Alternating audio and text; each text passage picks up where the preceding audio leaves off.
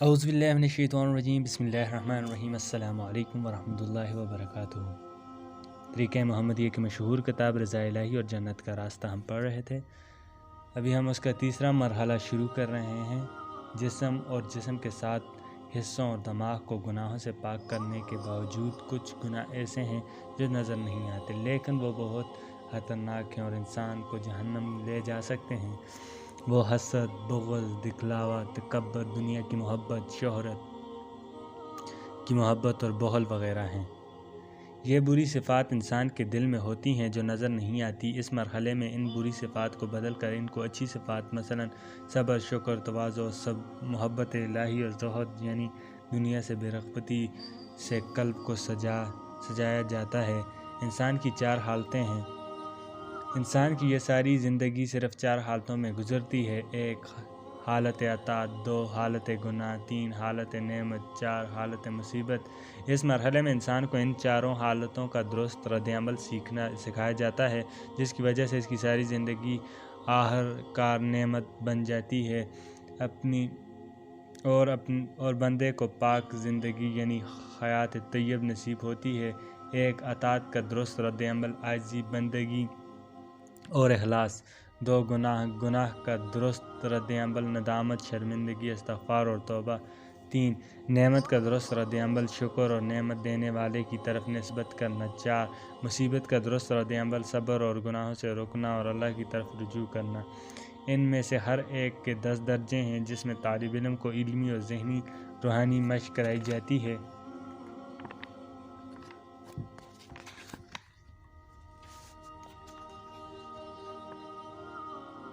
چوتھا مرحلہ قرب الہی، قرب و رضا الہی اور قلب اور باطن کی نورانیت اور اطاعت مرشد پہ فنا۔ جب بندے کا عقیدہ درست ہو اور ضروری ہے کہ فقہ کے مسئلے سے واقف ہو، گزشتہ گناہوں اور حقوق کی خلاف ورزی کی تلافی کرے اور 7 اعضاء، دماغ کی سوچیں اور دل کی بری صفات سے پاک کر دے، اخلاق حمید یعنی اچھی صفات کے ساتھ بدل دے، تو اب طالب علم کا برتن صاف ہو چکا ہے۔ اب وہ وقت آ گیا ہے کہ اس کے دل کو اور باطن کو معرفت الہی کے ساتھ روشن کر دیا جائے اور اس کی روح پر اللہ تعالیٰ کے قرب اور رضا کی نورانیت کی ہوائیں چلائی جائیں۔ اس مرحلے میں طالب علم پہلے مکمل طور پر اپنے شیخ اور مرشد کی تعلیمات اور اقوال کی مکمل پیروی کرے، مرشد کے احوال اور مقامات سے حصہ پائے اور اس کی ذات میں گویا فنا ہو جائے، یعنی اب یہ اپنے شیخ کی کامل اتباع کرتا ہے۔ اطاعت اور محبت رسول صلی اللہ علیہ وسلم، پھر فنا، پھر رسول صلی اللہ علیہ وسلم۔ شیخ کی اتباع کا یہ نتیجہ نکلے گا کہ طالب علم اپنے آپ کو سید کائنات حضرت محمد مصطفیٰ صلی اللہ علیہ وسلم کے اقوال، افعال، احوال و مقامات اور ذات محمدی صلی اللہ علیہ وسلم کے چشمے کے پاس پاتا ہے اور ان سے اپنی حیثیت کے مطابق سیراب ہوتا ہے، جس کی اصطلاح میں فنا پھر رسول کہتے ہیں۔ اطاعت اور محبت الہی میں فنا ہونا: جب طالب علم اپنی صلاحیت کے مطابق حضرت محمد مصطفیٰ صلی اللہ علیہ وسلم کی مکمل اتباع کرتا ہے اور حضرت محمد مصطفیٰ صلی اللہ علیہ وسلم کے رنگ میں رنگ جاتا ہے تو اللہ تعالیٰ اس کو اپنے محبوب بنا لیتے ہیں۔ پھر یہ بندہ اللہ تعالیٰ کے اقوال اور ارشادات کی پیروی بھی بھرپور محنت سے کرتا ہے اور تخلیقی با اخلاق اللہ کی منزل سے گزر کر اپنی ہستی کو اللہ کے سپرد کرتا ہے اور پھر مسلسل معرفت الہی اور محبت الہی اور قرب الہی اور رضا الہی اور قدسی اور کے دریا سے بقدر حیثیت سیراب ہوتا ہے۔ اب اس کا ظاہر اور باطن محبت اور اتباع رسول حضرت محمد مصطفیٰ صلی اللہ علیہ وسلم سے روشن ہوتا ہے اور قلب اور باطن اللہ کے حضور ہر وقت حاضر رہتا ہے۔ اب اس کو حضور اقدس صلی اللہ علیہ وسلم اور اللہ کے احسان کے مقامات کے حاصل ہونے کی ابتدا ہوتی ہے۔ مقام دعوت: جب سالک اس منزل پر پہنچ جائے تو اس کی ذمہ داری بنتی ہے کہ وہ 2 کام کرے: ایک تو یہ کہ خود جہاں تک پہنچا ہے اس پر استقامت کے ساتھ قائم رہے اور دوسرا کہ یہ اپنی طاقت اور استطاعت کے مطابق وہ خدا کی مخلوق کو اللہ کی اطاعت اور بندگی کی طرف بلائے، اپنی ذات سے ابتدا کرے، پھر رشتہ داروں سے اور پھر برادری سے، محلے والوں سے، ملک والے اور سارے دنیا کو اللہ وحدہ لا شریک کی طرف بلائے، اور حضور اقدس صلی اللہ علیہ وسلم کی سنت دعوت ہے، امید، خوف۔ جب بندہ اس مقام پر پہنچ جاتا ہے تو بس پھر اللہ تعالیٰ کی رضا کی، اس کے قرب کی اور آخرت میں نجات کی امید رکھتا ہے، اور اپنی کمی کوتاہیوں کی وجہ سے ڈرتا بھی رہتا ہے، کیونکہ اللہ تعالیٰ کی عبادت جس طرح کرنے کا حق ہے اس طرح ہم نہیں کر سکتے۔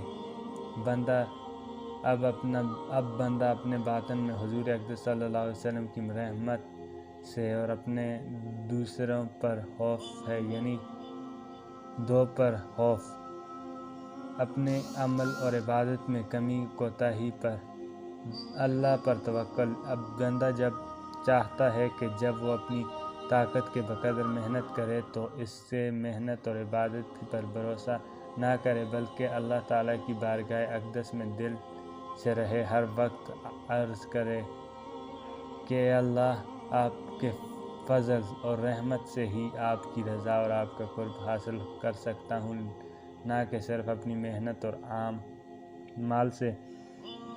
جو اللہ کے فضل اور رحمت سے امید رکھتے ہیں، اللہ تعالیٰ ان کے ساتھ فضل اور رحمت والا معاملہ کرتا ہے۔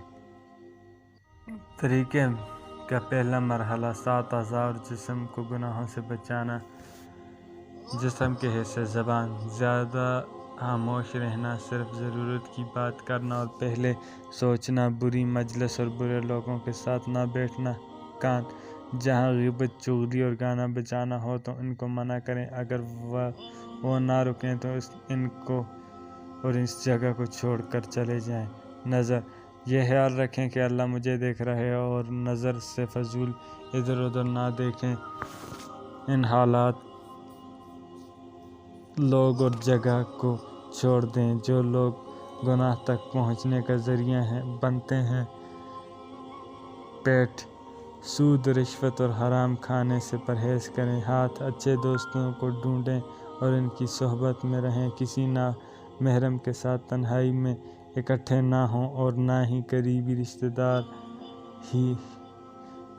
دار ہو، اور نہ ہی فون یا انٹرنیٹ پر ان سے بغیر ضرورت کے زیادہ بات کریں، نہ ہی دین کی بات اور تبلیغ کا بہانہ کریں، ان سے تنہائی میں گفتگو نہ کریں، بے پردہ نہ ہوں، داڑھی نہ منڈوائیں، تکبر نہ کریں، لباس شرعی پہنیں، جسم کو صاف رکھیں، ناخن،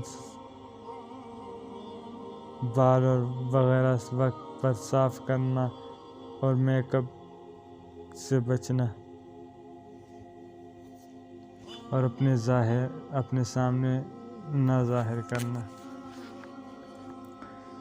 طریقہ کا دوسرا مرحلہ: زبان، اس درجے میں 5 سے لے کر 10 ایسے نیک اعمال کرنے کی کوشش کی جاتی ہے جو انسان پہلے نہیں کر رہا، مثلاً بات چیت سے کس کی مدد کرنی چاہیے، کس کو خوش کرنا چاہیے، کان سے اچھی باتیں سننا، نظر سے عبرت حاصل کرنا، اور ہاتھ سے کسی کی مدد کرنا وغیرہ۔ وہ کام طالب علم اور طلباء کو بتا دیے جائیں گے اور وہ پہلی والی شیٹ استعمال کریں گے۔